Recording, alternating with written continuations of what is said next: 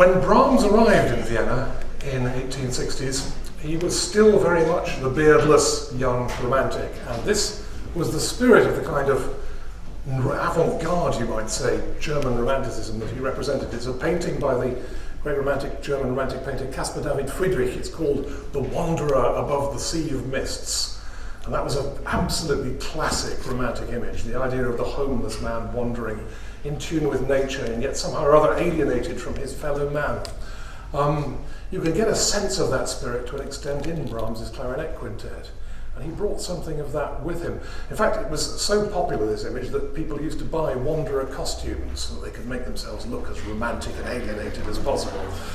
But this is the other side of Brahms, maybe more familiar to some of you. This is Brahms in his study in Vienna, surrounded by old books and particularly by old music.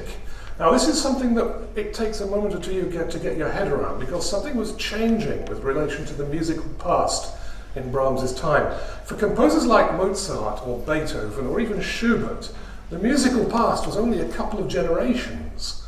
They wouldn't have known anything more than about 50 or 60 years old. But in Brahms's time, thanks to people like Felix Mendelssohn, people were beginning to understand and know more and more about the music of the remoter and remoter past. Bach, for instance, or the music of the early Baroque composers, or even the music of the Renaissance. And Brahms was an avid collector and studier of old music, and he found a lot of his inspiration in that too.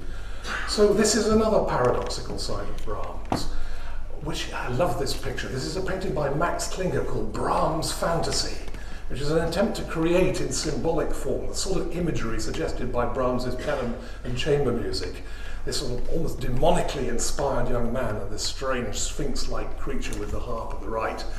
That's very much the romantic side of Brahms.